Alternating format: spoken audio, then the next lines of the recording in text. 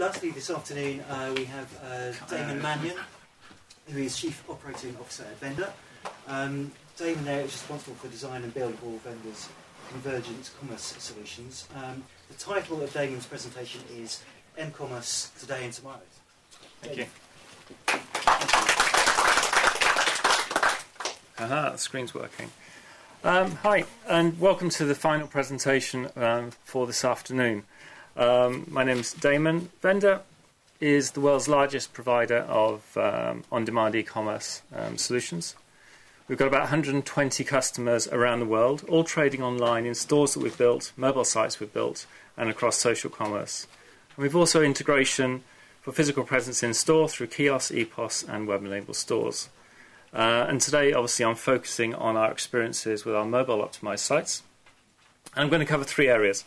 The first is a very quick review of the mobile market and statistics, and I'm sure you've heard most of them already earlier today. Hopefully there's some new ones in there for you. I'm going to walk through some of the key design successes we had with the recent launch of Laura Ashley's new mobile site. And finally, some quick thoughts on where I think mobile is heading. So this quote is from Philip Clark, CEO at Tesco, and really reflects what I see on a day-to-day basis. Retail is changing. The channels, the customer touch points are evolving and growing at a rapid pace. The successful retailers are the ones who can pull that together, where convergent commerce becomes a reality and customers have a seamless journey across all the different touch points. Mobile is an important touch point today, of course, and I believe it will be the most critical one in the future. So first, some stats, and there's no numbers on this slide, and you probably heard most of them before.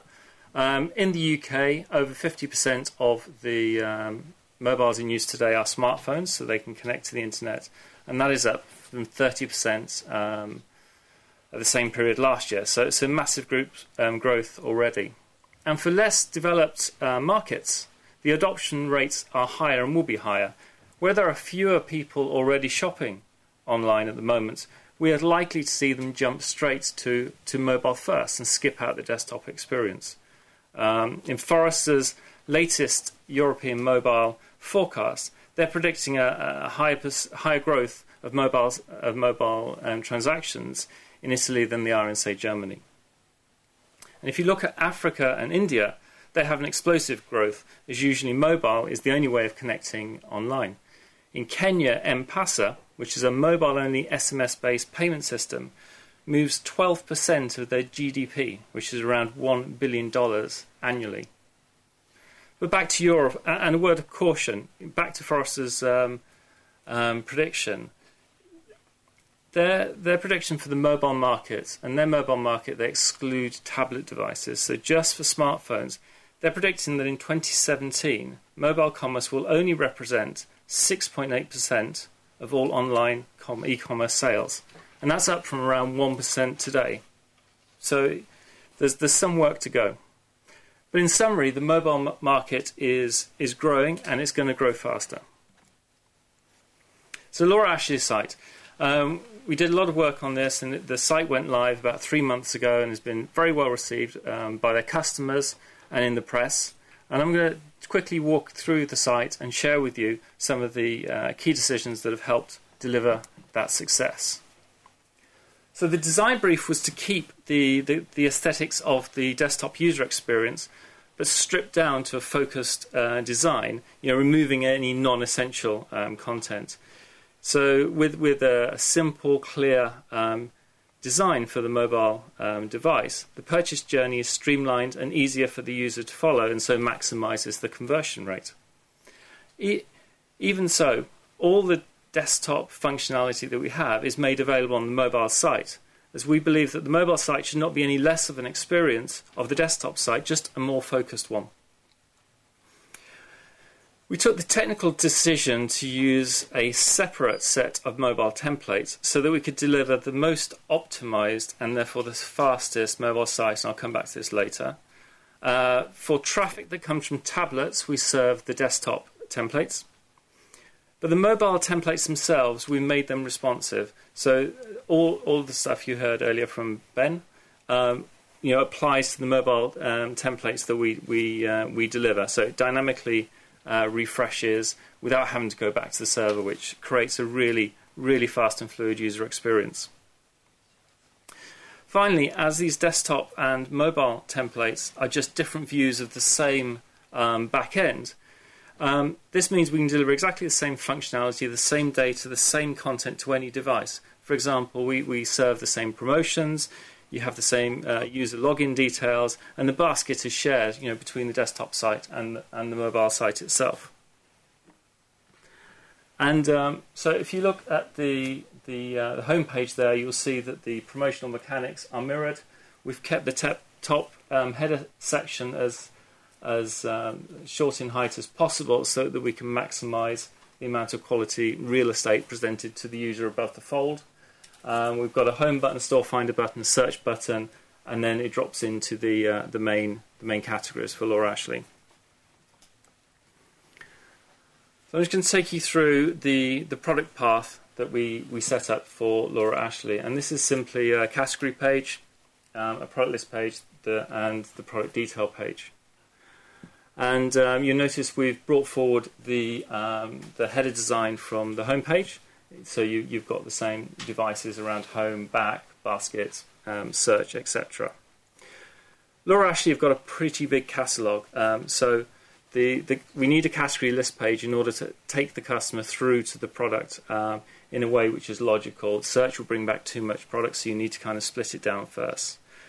After you select your category, you then drop into the product list page. This lists all of the items that match your selection criteria, and you have the option to refine that selection by colour, size, all the usual things you'd see on a desktop site, of course, and you can also change the sort order.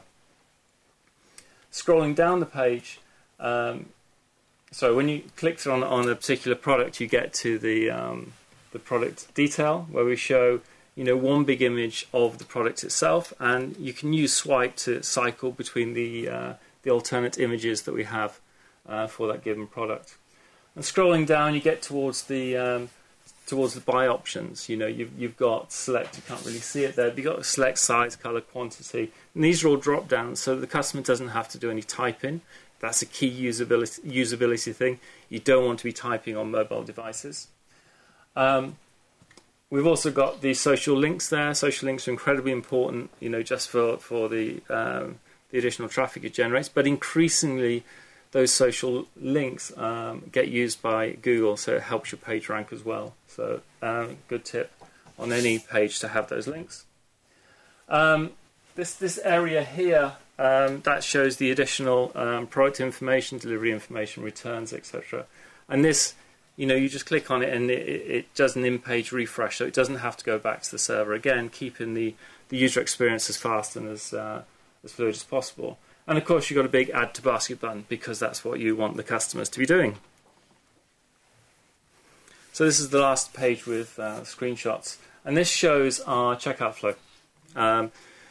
We spent a lot of time thinking about how to make this as painless as possible for the customer, so that we could maximise the conversion rate through the checkout. So step one is either login or new user, and step two is personal details. This only applies if you're a new user and where you enter your personal details. In terms of usability, we use postcode lookup in order to really reduce the amount of typing again that the customer has to do, and that's all done in page with Ajax again to create a really fast and fluid experience for the customer. The next step is delivery details. You select whether you want to express delivery or regular delivery or whatever. On to payment details, the fourth step. You select the credit card that you want, and one usability tip here is if you've got any numeric only fields, make sure that you pop up the numeric only keypad again to make the data entry as simple and as straightforward for the customer. In terms of functionality, we support all the major credit cards, the Laura Ashley account cards, and of course PayPal. And finally, at the end of that screen, you get to the place my order, and that pops the fifth and final part of the checkout flow, which is simply the order confirmation, where you thank the user, of course. You show the order number and give some links to continue shopping or onto my account. So that's a very, very quick run through of the Laura Ashley site that we built, and spent some time talking to the build team to really sort of try and distill out some of the recommendations, from our experiences. The first is around design. Design for the mobile site. You want to keep it as clear, simple, and minimal as possible. Mobile devices aren't the easiest things to use to complete transactions on, so you need to really think about that and focus your design. In terms of functionality, you want to deliver the same experience in terms of functionality as you do on your main site. You need to deliver anything that the customer is used to seeing on desktop. You need to show on the mobile site, as Ben said, you get incredibly frustrated customers if you can't do something on the mobile device. And the functionality, you need to really focus down on the key things for the user at that point in their journey on your site, and that applies more than ever to the checkout. In terms of usability, this is critical. You need to do everything you can to minimize frustrations for the user and follow best practice in terms of sizing of the elements, so when they touch something, they touch the right thing and it reacts as they want. But the most important thing is to minimize typing. Typing is just a pain on mobile devices. On to performance. Biggest thing here is small page size. All the usual CSS, JS and image tricks come into play, so you serve as little as possible. Be aware for mobile connections, the latency has a bigger impact than across Wi-Fi or in fixed line connections due to the additional negotiation that happens. So the number of page objects is important. And also keep your JavaScript as light as possible. The browsers on mobile devices, the JavaScript engines don't perform as well as the desktop ones, so you've got to make sure that the JavaScript performs as you would expect. Excuse me. And use responsive design. I said that we took the decision to serve a separate set of templates. We do so on the same URLs, but that was for a number of reasons. But those templates themselves are responsive for all of the great reasons that Ben said. And search engines. Keep the same URL for desktop and mobile. This is a relatively recent announcement from Google, but it's essential if you want to keep the page rank high for your pages, and also in terms of usability. If a user shares a URL, you want it to go to the most appropriate device that they're viewing it on, not the most appropriate device that you, as the sharer, viewed it on in the first place. And last, and certainly not least, monitor. You need to be analysing what's happening in your site, analyse the customer's behaviour, and improve what's happening. So in terms of analysis, and sorry for hitting you with some last percentages, which you've been bombarded with all day, but I just wanted to compare the impact of having a mobile optimised site versus a non-mobile optimised site. And without getting over-scientific about it, we've seen that a mobile optimised site will convert at about half the rate of the desktop site, and a non-mobile optimised site will convert about half that rate again. So in this case, 2% for the desktop site, 1% for the mobile optimised site, and 0.5% for the non-mobile optimised site. And if you do the maths, what this equates to is delivering only an additional 2% of sales, comparing a non-mobile optimised site versus a mobile optimised site. And the reason I mention this is with such a scale of change, it's easy that the impact of mobile will get lost in your day-to-day trading patterns. So the analysis of the effectiveness of a mobile optimized site is quite difficult to do. And actually, depending on how I slice the data before this presentation, actually the additional sale, the incremental sales changed from either just above 1% to just above 2%. But this begs the question: if the increase in sales is small. I mean, if there are any retailers here, I'm sure you'd like a couple of % additional sales. But in real terms, if the incremental sales is small, then why is there so much excitement around mobile? And this is excuse me, data from the same source that you've seen before from the Google Mobile World. And this just takes one of the paths. And this shows that mobile purchasing on a mobile device is really just the tip of the iceberg. Mobile is being used through the entire purchasing journey and influencing purchasing decisions at all points. So in this particular example, this looks, and this is Google's research from the first quarter this year, this looks at, of people who researched on their smartphone, 39% of them went on to buy online but on a desktop machine, and 24% of them purchased in a store.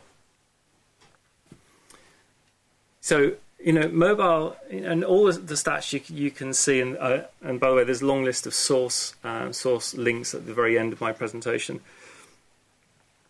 The point here, the first point here, is that mobile really does influence how shoppers discover, engage, and then buy across all channels, and that includes in store. So you really have to look at that. And the second point around this is I took some data from eConsultancy's preliminary report, and they're saying that around 30% of UK consumers use their mobile in store to compare prices while standing there, and a figure earlier was I think 60 or 70%. But the key point here is that there's an increasing amount of mobile traffic to a retailer's site, which will be coming from customers which are standing inside that retailer's store. It's probably unsurprising then to hear that Tesco, House of Fraser, John Lewis, Debenhams, to name but 4, all now offer in-store Wi-Fi. So the second point is to appreciate that the mobile device bridges the gap between the physical in-store world and the digital world. So if there's any retailers here, get in-store Wi-Fi. So, key point from the previous slide was, if you focus only on mobile transactions, you'll miss the bigger picture around mobile. And the bigger picture is the influencing of purchasing across all channels and bridging of the gap between the physical and digital world. And certainly all the innovation that I see happening now and in the near future is really focused on how to leverage that and to create a seamless experience for the customer across all touch points, wherever that customer is.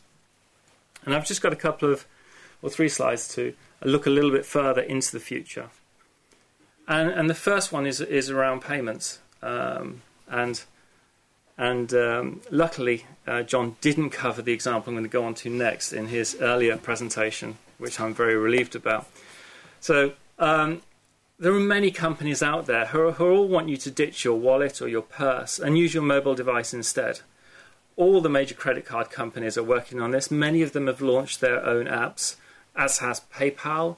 A lot of the mobile networks have their own payment apps, which are either in development or being released. Apple has its Passbook, Google has its wallet, I think Microsoft has Wallet Hub, and there are countless startups all looking into this area. It's a massive area, so they all want a bit of it.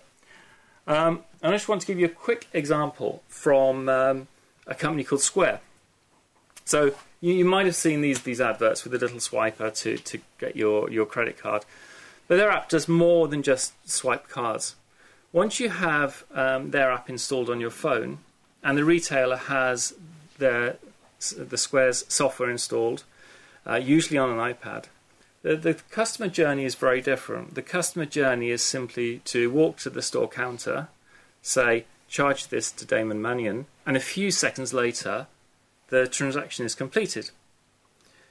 The app knows the location of your phone, so it knows you're in the shop. The store assistant on their app can see all of the customers that are in store. And when you ask to pay, the store assistant simply checks the photo that they've got in front of them against your face, and then okays the transaction. And you don't even have to take your phone out of your pocket to make this work. And this setup is currently live in about 75,000 merchants across the US. So, this customer experience, this radically different customer experience for retail, is happening in store now. So more and more your mobile device is becoming an essential part of your day-to-day life, and it's going to become an essential part of retail. How many of us here would actually leave our flat or house in the morning without our mobile phones? You just don't do it. The final thing about the future, and thinking even further ahead, is just to say that we have a mobile-first generation appearing now. For many people, especially babies and young children, a mobile device is the first connected device they interact and become familiar with. And this mobile-first mentality shapes how they interact with the world and creates expectations for everything around them. It creates the expectation of intuitive, touch-friendly, and always connected device. I'm sure many of you here will have seen, small children touch and swipe TV screens and then be confused as to why nothing has happened. And the point here is, and it's obviously a little bit further into the future, but the point here is the technology innovation that this generation will drive as a result of having these devices all around them will be truly amazing. So, back to today, and I've just got three thoughts for you to take away. The first is that you need a mobile optimized site. You have mobile users, you'll be losing sales without a mobile optimized site. Mobiles are going to become increasingly important. You've all seen the stats as mobile use grows, and especially in the less developed markets. Also, it's becoming more and more important in the overall purchasing journey for all customers across all channels. And if Web 1 was all about e-commerce and Web 2.0 is all about social at the moment, then I very much see Web 3.0 as being centered around mobile. Mobile is a real-time, ubiquitous, always connected, always with you device. It's location aware. It has a tailored, smaller screen, high-quality camera and audio. And given what mobile devices are, given the growth of mobile devices, given the innovation they drive, and given the upcoming mobile-first generation, I believe that mobile will deliver changes to retail which are going to be just as profound as when e-commerce was first launched. So that's me done. Thank you. Thank you, David. We've got time for one quick question, if anyone has one. I'm standing between you and the bar.